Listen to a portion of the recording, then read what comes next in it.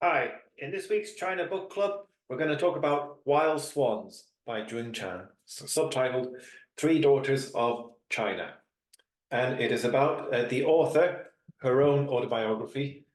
Um, she was christened Zhang Rong, born in 1952, her mother's biography and her grandmother's biography. So her grandmother was a concubine originally and had bound feet. If you don't know what that is, it was an abusive fetish that was enforced on a national scale for centuries in China.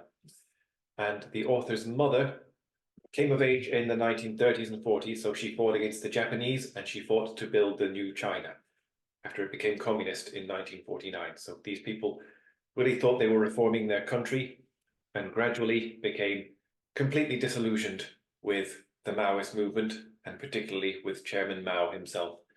She was quite young when she wrote this, but I honestly think when it comes to learning about China and why it is the way it is, this is the book to start with.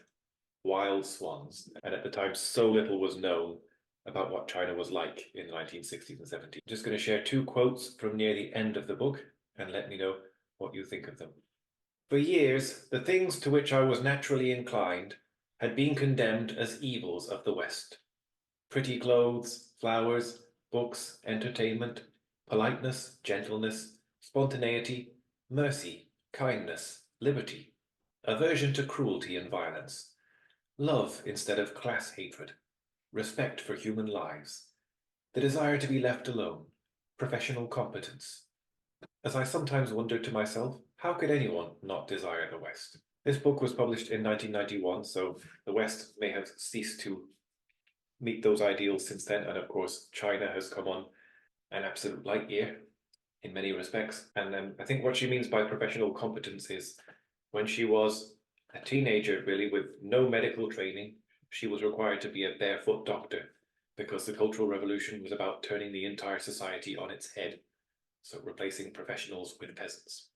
Another quote, but Mao's theory might just be the extension of his personality. He was, it seemed to me, really a restless fight promoter by nature, and good at it. He understood ugly human instincts, such as envy and resentment, and knew how to mobilize them for his ends. He ruled by getting people to hate each other. In doing so, he got ordinary Chinese to carry out many of the tasks undertaken in other dictatorships by professional elites. Mao had managed to turn the people into the ultimate weapon of dictatorship. That was why under him there was no real equivalent of the KGB in China. There was no need. In bringing out and nourishing the worst in people, Mao had created a moral wasteland and a land of hatred. But how much individual responsibility ordinary people should share, I could not decide.